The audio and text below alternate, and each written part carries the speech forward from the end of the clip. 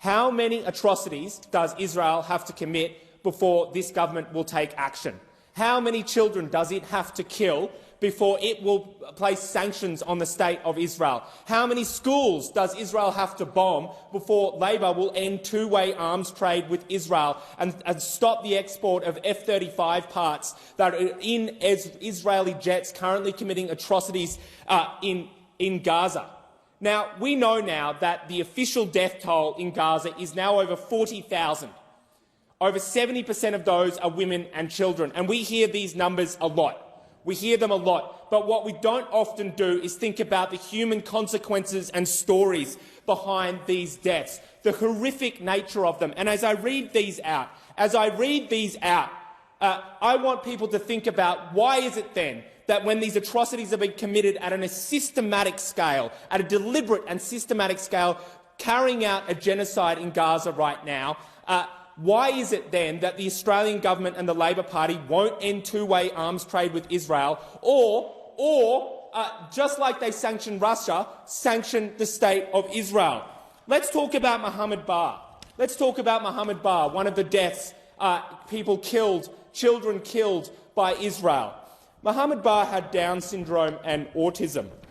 He was attacked by a combat dog when Israeli soldiers raided his family's home in Gaza. His mother said Mohammed was pleading with the dog while it was attacking him. He said, "Enough, Habibi, enough." Habibi translates as "my love." The soldiers put Mohammed in another room and forced his family to leave with their home without him. When they returned a few days later, he was dead. Things like this are happening every day in Gaza right now. Every day, at a systematic scale, admitted by Israeli ministers that this is their goal. This is their goal. And what does this government do? Nothing. How many horrors have to occur? Is there a number that this government is looking at? Is there a number of kids that have to be murdered by the state of Israel before this government will take action? Let's talk about another one. What about 3-year-old Ahmad Abu al-Qura? He was killed outside his home when he went to buy fruit with his cousin. He was shot in the head by an Israeli sniper. His cousin was also shot and killed. In fact, what we know is that since October 7th, 115 infants, newborn babies, have been born and then killed. 564 schools have been either partially damaged or destroyed as Israel has deliberately targeted them and bombed them. What will it take? What will it take? And the gall of this government, for whenever they face criticism about the complicity in this genocide going on in Gaza right now, they talk about social cohesion. You know, people have eyes. They see what's going on in Gaza. The reason that people are upset is because they see stories like this and then they look to their government to show some moral leadership, to show some international leadership, to expect them, when they've seen this government sanction Russia, take out over 1,000 autonomous sanctions against Russia for their illegal invasion of Ukraine. And then they look and say, well, surely this government, with any sense of morality, any sense of justice, any sense of humanity, would turn around and do the same thing to the state of Israel and sanction the state of Israel. But apparently not. And the reality is, this is what we know. Every time that the state of Israel commits an atrocity like that, or carries out a bombing of a school or a hospital, every time Israel does that, and then they look around the world and they look to countries like Australia, and then they do nothing. And Israel is emboldened to keep acting. I mean, we have a situation right now where polio has re-emerged in Gaza. Just think about the devastating impacts that will have on Gazan children. Do their lives not matter? And there is a lot of Australians right now who think that they should be proud of this country. And one way of being proud of this country is that we would have a government that said no more. When we see atrocities like this, we say no more and we take action. Because for children like Mohammed Bar, whose last hours were scared and alone, bleeding and dying to death, as he couldn't even die in the arms of his family, scared and alone, and his story is just one of the over 15,000 Palestinian children have been murdered by Israel. And what is this about?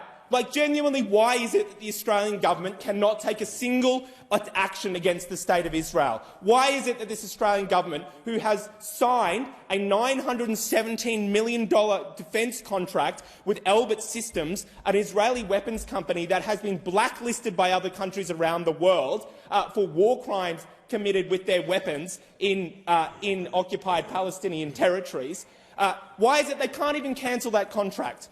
Why is it they can't follow the Netherlands and ban the export of F-35 parts going into Israeli jets? Why is it that they can't take sanctions? Is it perhaps their slavish loyalty to the United States? And when will this country learn and this government learn, whether it be Labor or Liberal? By the way, the Liberal Party never reckoned with their disastrous invasion of Iraq. What is it? Iraq, Afghanistan. How many times do we have to follow slavishly into a war backed by the United States and look at the consequences, the millions dead? And the reality is that it makes the world less safe. Australia backed the US invasion of Afghanistan to apparently get rid of the Taliban. And what do we end up with? After 20 years and hundreds of billions of dollars and hundreds of thousands of deaths? The Taliban. They're still there. And what happened when Australia backed the invasion of Iraq, which some estimates said led to 1 million dead? 1 million dead. What did we end up with? ISIS. Good on you guys. You worked out real well. Great stuff. I mean, the lack of seriousness and the lack of intellectual capacity on either side of this House to deal with the consequences of a foreign policy that this country backs that leads to the death and suffering of millions of people. What will it take? And the message that a lot of people hear is that, well, for this government, when you compare what's going on and the sanctions that they've taken about Russia, with the sanctions that they refuse to take out against the State of Israel, is somehow Palestinian lives matter less. Well, you know what? That view is not represented by the people in the community, because people in the community and people across Australia have a different view. They have a different view. They see when our country has a responsibility created by the fact that this country is engaged in two-way arms trade with the State of Israel as it carries out a genocide, a responsibility that says this is a country that's part of the international community. Well, that responsibility warrants actions. And where this government does not take actions, then that creates a complicity in the actions that the State of Israel is carrying out. And at the end of the day, and I'll take those objections because the lack of humanity in this House, what about Mohammed Bar, left to die with autism and Down syndrome, not even with his family? Oh, great. And you talk about the deaths on October 7th, which the Greens have condemned and are disgraceful. But that does not justify the deaths of 15,000 children. That does not justify the deaths of men, women and children, unnecessary deaths that only create less... Expired. Authorised by Jay McCall, Australian Greens, Canberra.